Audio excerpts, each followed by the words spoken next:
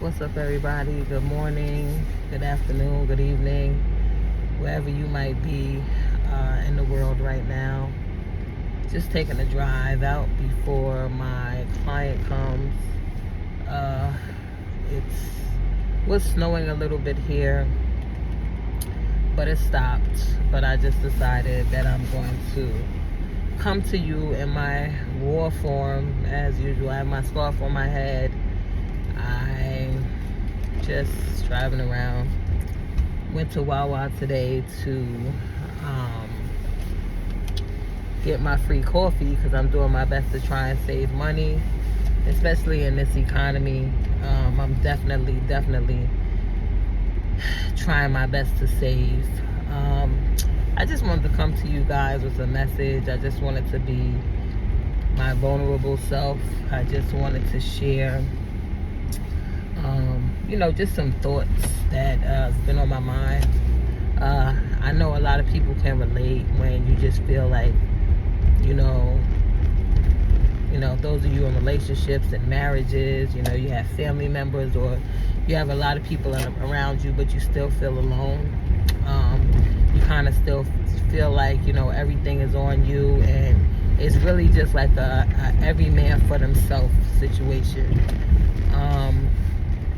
And that's where I'm at. It's sad, but more or less to me it's hurtful because I'm the one that, would give my last to people, and do for people, only for those very people to watch me give my last, whether they're gonna watch me give my last, and when it comes down to them, it's like it's almost like they could care less what's going on with you. You know what I mean? Just being that empathetic person, the person that's the empath that you don't feel comfortable with just doing good and watching people around you suffer. You know what I'm saying? And it's hard because when you have the heart of God and you know that you could, if God would have left you hanging, you know what I'm saying, you wouldn't have anything, you know what I'm saying? And you recognize that day in and day out. And when it comes down to like family members and just people that you're close to, you want to see them doing good, you know what I'm saying? And sometimes it's hard because, especially even if it's like your kids or whatever like that, they want you to help them, but they don't want to take your advice. You know what I'm saying? And we do so much in spite of our struggles.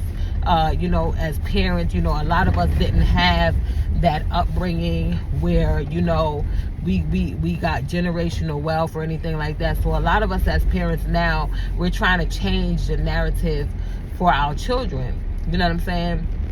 And when our children get older and they don't listen to our advice because, you have social media, you have the internet, so you have so many other opinions that it seems like they don't take yours seriously when you live in it in plain sight for them. They go on social media and they look at the pictures and the different things people post. These are strangers. They don't realize that these are strangers. These are not actual people in their life who they've watched struggle from the bottom and get it from the mud, like they say. And then they get online and they want to take the advice and things of people that they don't know, when they have their parents and they have their loved ones that really care about them, trying to give them the best advice and for their situation. And it hurts me because I'm dealing with that right now with my oldest son. Like, these kids, they're sheltered. Here's the reality. They go through things, but they're also sheltered. So they don't want to say it, but they make decisions based off of knowing, oh, mommy's going to help me, daddy's going to help me, or this person is going to help me. And they don't realize that, mommy, daddy, whoever's helping you has a life too. We still have bills to pay. I'm a young mom. I had my first child at 18. I'm a grandmother at 43. You know what I'm saying? And I'm still just trying to, we just bought our first house 2 years ago. You know what I'm saying? And I'm still trying to get there, all while trying to carry, my children. And the crazy thing about it is that in this economy, You know what I'm saying? We all, especially adults, especially, and I say this to my adult children because I'm like, y'all have to understand that we did all that we knew to do at the time of raising y'all. Y'all never were homeless. We didn't have to send y'all to go live with anybody. Y'all never had to be in foster care. Nobody had to come take y'all from us. Y'all never went hungry. Y'all never went without. So I want y'all to understand that where we're at right now is that you have seen, if you've paid attention to what your parents have been through, you've seen our struggles, and you should want better for yourself in spite of what we had to go through. We protected you, you watched and you saw. We give you advice, and so if you choose to do things your way, you can't expect for people to come and just rescue out of the choices that you chose to make for yourself. You know what I mean? And it's really hurting me because, you know, like, I feel God trying to, you know, get my son's attention and show him, like, listen, you know, I am your source. Like, yeah, you got your mother and your father, but I'm your source. My son is about to be 25 in January. And I'm really, like, having a hard time because he has his own place. You know, he was making good money. He didn't save any of that money. He really was, like, playing, you know what I'm saying, just living life, not really realizing that the money that I made when I got into this place is the same amount of money I need to maintain no matter what job I work in order to survive. That's why a lot of these places are saying, oh, if you make you got to prove that you make 3 times the rent, because they saying basically in this economy, this is what you need to be making. People are like, oh, why they saying you got to make 3 times the rent? Right? You say, who makes that? Well, here's the reality. They don't teach you in school about these basic economics. You understand what I'm saying? So being that they don't teach you, you know what I'm saying, they don't know. And I learned the economics that I know by life experiences, the struggle and everything like that. And I told my son, like, sometimes the struggle is what makes you. It's what builds you up. It's what builds your character. It's what builds your integrity. It makes you have empathy for other people. But it also says that if I can do it, so can you. You understand what I'm saying? And so sometimes, like, not sometimes, but in this life, if you're going to make it in this life, you have to understand that you got to go through some things. You got to be seasoned. Even though it's not comfortable, who really wants to be comfortable? You don't want to be stagnant and comfortable in this type of life, because you're not going to make it. Being stagnant and being comfortable in any position will not prepare you for the world.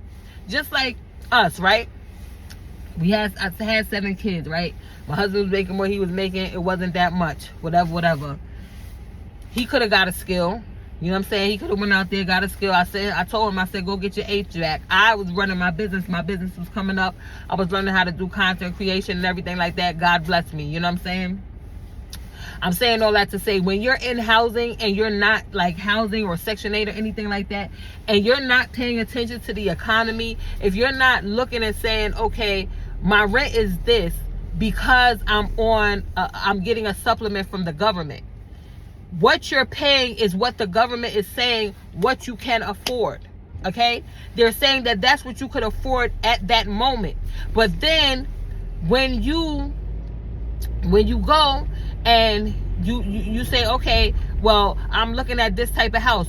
If you're only paying $500 or $600 out of a $1,600 place that you're renting, right? And say it's like a $200,000 house or something like that, then you need to get a job that's paying you more money so you can actually be able to survive in that type of environment that you're renting with the supplement. You have to pay attention to the economy. You can't be comfortable thinking like, okay, I'm gonna live in this, and then when they put me out, or if this person wants to sell their house, then how are you gonna be able to survive? You're not taught that. That's why being comfortable is something that being comfortable is something that we have to understand is what they try to do to us in these communities when we get the supplements. You should never hand anybody a supplement and say, here, we're going to give you food stamps. Go apply for food stamps. Okay, what do I do after that? How do I get myself up? How do I lift myself up to be a better person, to afford what's going on around me. These are the things that I'm trying to tell my son that we had to learn the hard way. We moved like 10 times. It wasn't our fault. It was because the people that we were renting these bougie, lovely houses from, that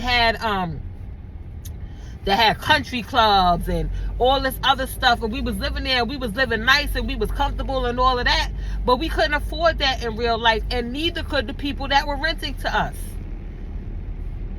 A lot of the places that we were renting, you wouldn't believe how we had to get out of those places because those people weren't paying their mortgage. They were just living off of the money that we were paying. You know, so you have to get to a place where you understand economics. You get to a place where you understand economics. You get to a place where you're like, okay, I can't just settle. You know what I'm saying? I got to be strategic. I got to be strategic with what I do and how I do things.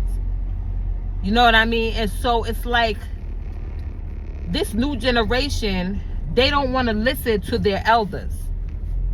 They want you to help them. They want you to help them, but they don't want to listen. You know, it's like, oh yeah, all right, I know that. But they just want you to keep them in their comfortability. They want to be baby. You know?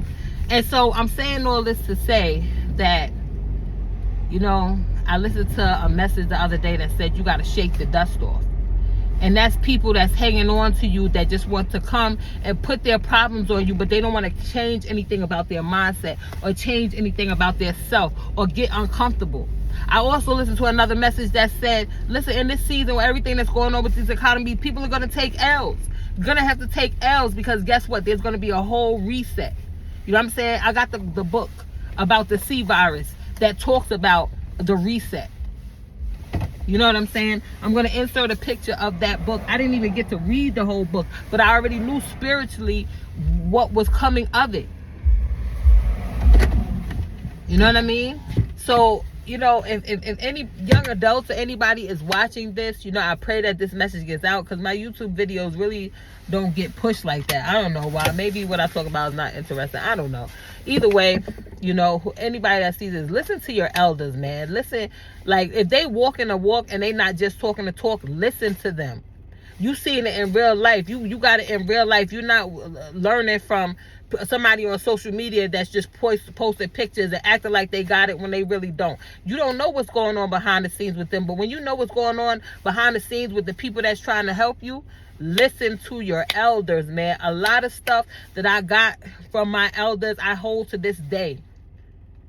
Because there's not many real ones like them around that's willing to take time to share with this next generation. This next generation is walking around lost. You know why? It's every man for themselves.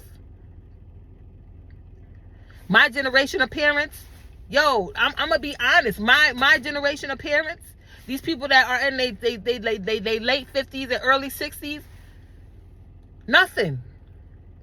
They ain't got nothing for me. And when I say they ain't got nothing for me, I'm not talking about money-wise. I'm not talking about handing me a home or a car, anything. They ain't got nothing for me, no wisdom. What they want to do is they want to come around and celebrate for Thanksgiving, Christmas, holidays, and graduations. But when it's time to roll up their sleeves and get down and dirty, they nowhere to be found. You know what I'm saying? They're nowhere to be found. They believing in this economy. They're believing in their jobs. They buried their talents. They buried their gifts. And they running from the fact that they didn't, go to college to get a good job and be able to afford life is not true. So they were lied to. They were gassed up. And then they told us the wrong thing. They ain't got nothing for us now because they trying to figure out their way at 50, 60, and 70 years old. I know 70-year-olds that are working 6 days a week to survive. And they got talents and gifts that they never put out there. You know, so, hey, listen. I just felt the need to share that. God bless you all. I hope that you all have a blessed day. I pray that my day gets better by the grace of God. But I'll be back with another one.